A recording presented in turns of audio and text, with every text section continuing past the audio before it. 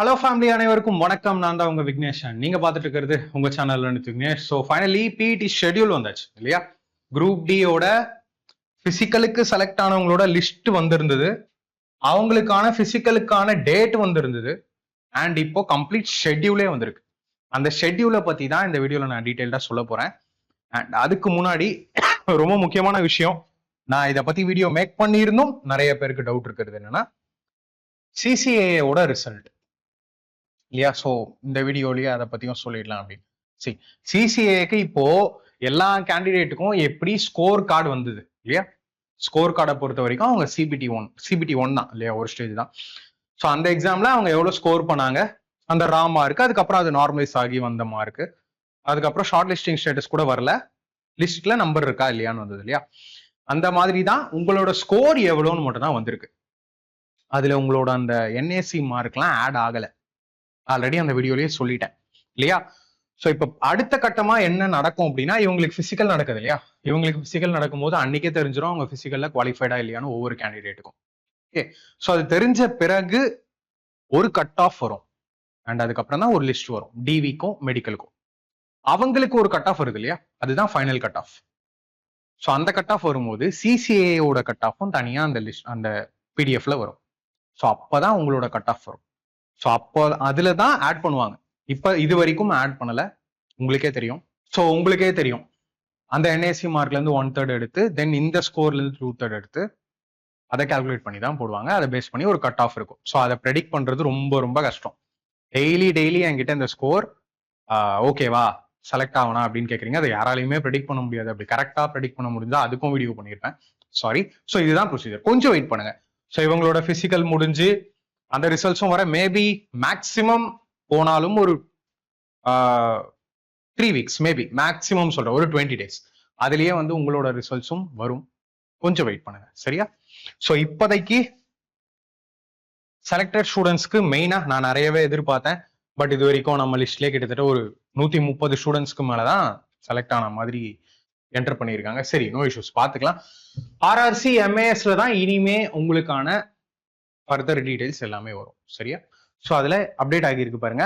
Schedule for physical efficiency test on 29th, 30th and 31st July. So 3 நாள்ல பிசிக்கலை complete பண்றாங்க.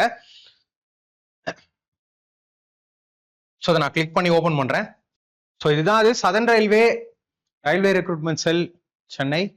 Schedule of physical efficiency test based on the performance of candidates. அதாவது இந்த டேட்ல இருந்து இந்த டேட்ல எக்ஸாம் நடந்துச்சு இல்லையா, உங்களுக்கு எல்லாருக்கும் பிசிக்கல் இருக்குன்னு சொல்லியிருக்காங்க. And then candidate equal to 3 times the community wise total vacancies excluding total வேகன்சில PWBD, ex serviceman, CCA vacancy எல்லாம் எடுத்துட்டு இருக்கக்கூடிய அந்த ஓப்பன் கேட்டகரி வேகன்சிஸ்ல இருந்து 3 times எடுத்திருக்காங்க ஃபார் பிஇடி. வென்யூ எப்பவுமே சேம், ஆவடியில இருக்கக்கூடிய கிரவுண்ட். த வென்யூ இதுதான். Physical efficiency test will be Tamil Nadu special police 2nd Battalion ground, Avadi, Chennai, near tube products, India.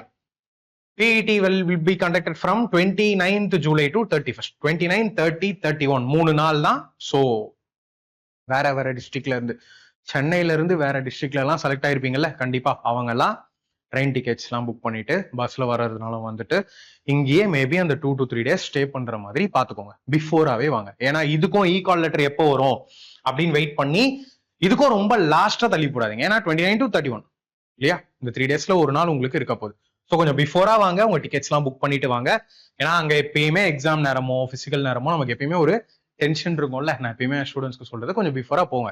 ஒரு நாள் முன்னாடி போறதுல தப்பே இல்லை. ஸோ இதுக்கு தனியா ஒரு கால் லெட்டர் வரும், அதை நீங்க டவுன்லோட் பண்ணிக்கலாம். அதை பத்தியும் நான் சொல்றேன், don't worry. Candidates of all the short listed candidate for PET is purely provisional. So இதெல்லாம் எல்லாத்துலயுமே சொல்றது, நான் எது மட்டுமே உங்களுக்கு தேவையோ அதை மட்டுமே நான் சொல்றேன். In the below schedule of PET, the registration numbers of the provisionally shortlisted candidates for PET are arranged vertically in ascending order and not in the order of merit. Provisionally shortlisted candidates for PET may also note that request for change of PET date, shift, venue will not be entertained under any circumstances. So உங்களுக்கு ஒரு schedule வந்திருக்கு அப்படின்னா அதோட date change பண்றது, venue change பண்றதுலாம் not at all possible, சரியா? நீங்க கொடுக்கப்பட்ட டேட், கொடுக்கப்பட்ட வென்யூல தான் பிசிக்கலுக்கு போகணும். Call letters indicating date, time and details of venue along with the detailed instruction including criterion for PET will be available for download in this website. So இது வரும். இந்த PET call letter வரும்போது அதை பற்றியும் நான் உங்களுக்கு அப்டேட் பண்ணுறேன். ஓகேவா? ஸோ உங்களுக்கே தெரியும், selected students wish you all the best. PET டேட்டோட கொடுத்துருக்காங்க, ஷிஃப்டோட கொடுத்துருக்காங்க. சரியா? ஸோ டேட் அண்ட் ஷிஃப்ட் உங்களோட ரெஜிஸ்ட்ரேஷன் நம்பர் போட்டு நீங்க உங்களுக்கான பிஇடி எங்க அப்படிங்கிறத ஃபர்ஸ்ட் ஆஃப் ஆல் நோட் பண்ணிக்கோங்க. ஓகே? ஸோ இதுல இருக்கும். நீங்க வந்து இந்த பிடிஎஃப் ஜஸ்ட் ஓப்பன் பண்ணி டெலிகிராம்ல அப்டேட் பண்ணிட்டேன். ஓப்பன் பண்ணி உங்களோட ரெஜிஸ்ட்ரேஷன் நம்பர் டைப் பண்ணீங்கன்னா அதுல ஹைலைட்டடா தெரியும். ஸோ உங்களோட ஷெட்யூல் என்னன்னு பாத்துக்கோங்க. அந்த டேட்டுக்கு முன்னாடியே இருக்கிற மாதிரி வாங்க. பேனிக் ஆகாம கூலா உங்களோட பிசிக்கலை நீங்க அட்டன் பண்ணுங்க. சரியா? ஸோ பிசிக்கல் பொறுத்த வரைக்கும் உங்களுக்கே நல்லா தெரியும்னு நினைக்கிறேன். 2 ஈவெண்ட் இருக்கு. 35 kg சாண்ட் பேக் தூக்கிட்டு 100 meters நடக்கணும் for boys. And for girls வந்து 20 kg சாண்ட் பேக். டைமிங் அதே தான் இல்லையா? அண்ட் தென் 1000 meters ரன்னிங் இருக்கு. 1000 meters ரன்னிங் இருக்கு 4 minutes 15 secondsல. அண்ட் அதே 1000 meters ரன்னிங் 5 minutes 40 secondsல ஃபார் ஃபீமேல்ஸ்.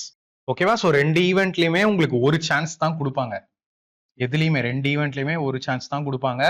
அந்த ஒரு சான்ஸ்ல நீங்க கம்ப்ளீட் பண்ணா, எனக்கு இன்னமும் ஞாபகம் இருக்கு 2022ல ஒரு ரிசல்ட் கோவிடால தள்ளி போய் நடந்த அந்த குரூப் டில எக்ஸாம்ல நிறைய ரிசல்ட்ஸ் வந்தது. பட் ஆஃப்டர் பிசிக்கல் நிறைய பேர் வந்து பாத்தீங்கன்னா டிஸ்குவாலிஃபை ஆகிட்டாங்க.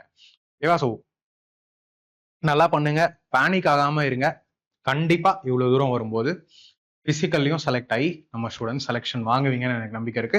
வேற ஏதாவது டவுட் இருந்ததுன்னா மறக்காம கீழே கமெண்ட்ல சொல்லுங்க. அடுத்த வீடியோல பார்க்கலாம். Wish you all the best for physical efficiency test. Thank you friends.